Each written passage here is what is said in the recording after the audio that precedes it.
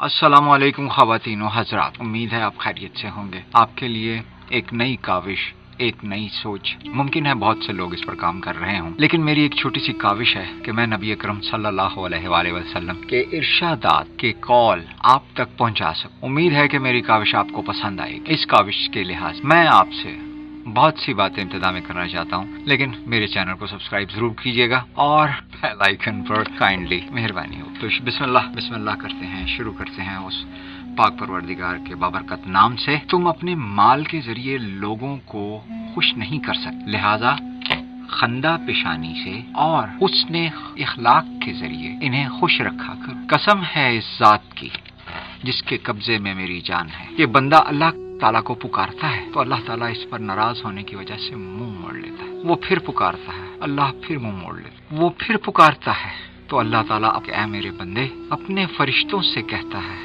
کہ میرے بندے نے میرے سوا کسی اور کو پکارنے سے انکار کر دیا ہے، لہذا میں نے اس کی دعا منظور کر۔ اپنی کمائی کو پاک رکھو، تمہاری دعائیں قبول ہوں۔ بہتر ہے وہ شخص جو دیر میں خفا ہو اور جلدی راضی ہو جائے، اور بدتر ہے وہ شخص جو جلد غصے میں آ جائے اور دیر سے راضی ہو۔ مجھے غریبوں میں تلاش کرو، کیونکہ غریبوں کے ذریعے سے ہی تمہیں مدد اور روزی ملتی ہے۔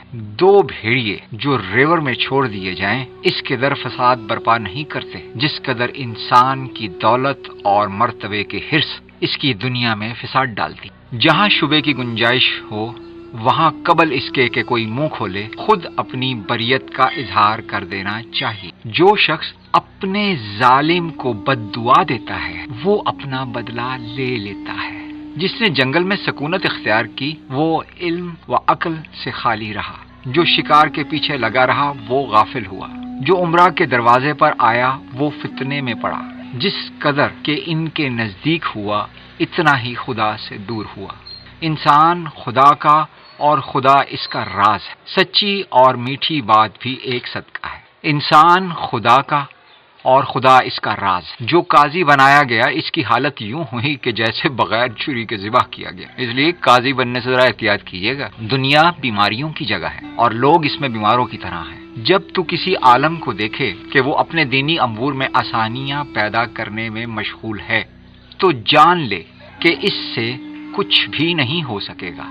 جب اللہ تعالیٰ کسی بندے سے بھلائی کرنا چاہتا ہے تو اس کو اپنے نفس کے عیوب دکھا دیتا ہے، یعنی کہ اپنے ہی عیب دکھانا شروع کر دیتا ہے۔ تم میں سے کوئی شخص بھی صرف اپنے عمل سے نجات نہیں پائے گا۔ جب تو کسی عالم کو دیکھے خواہش نفس اور شہوت ابن آدم کی سرشت میں رکھ دی گئی۔ خواہش کا چھوڑ دینا بندے کو امیر کر دیتا ہے اور اس کی پیروی کرنا امیر کو اسیر بنا دیتا ہے۔ اگر تم اللہ کو پہچان لیتے جیسا کہ اس کو پہچاننے کا حق ہے تو سمندروں پر پاؤں چلتے اور تمہاری دعا سے پہاڑ بھی اپنی جگہ سے۔ فعل بد سے پشیمانی توبہ ہے، یعنی کہ فعل بد اگر ہو جائے تو پشیمانی اس کی توبہ ہے۔ ایک ساتھ کی محبت کا حق ہمیشہ دوست کے حق میں دعائے خیر کرنا ہے، اور برا ہے وہ دوست کہ تجھے اس کے ساتھ مدارات سے زندگی گزارنی ہے۔ ایک ساتھ کی محبت کا حق ہمیشہ دوست کے حق میں دعائے خیر کرنا ہے، اور برا ہے وہ دوست کہ تجھے اس کے ساتھ مدارات سے زندگی بسر کرنا پڑے۔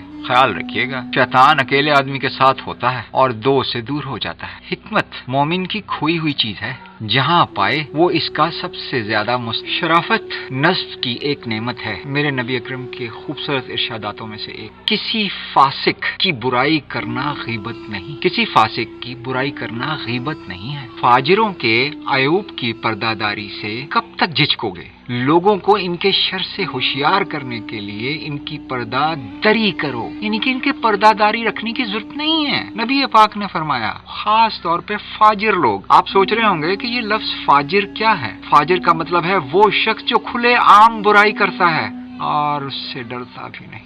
جس نے کسی کے عیب دیکھے اور اس کی پردہ پوشی کی، جس نے کسی کے عیب دیکھے اور اس کی پردہ پوشی کی، اس نے گویا ایک درگور انسان کو زندہ کر دیا۔ اچھا شخص وہ ہے جس کی عمر دراز اور عمل نیک ہو، اور بدترین وہ جس کی عمر دراز اور عمل خراب ہو۔ 5 چیزوں پر یہ 5 سزائیں ملتی ہیں۔ جو قوم عہد شکنی کرتی ہے اللہ تعالیٰ اس پر اس کے دشمن مسلط کر دیتا ہے۔ جو قوم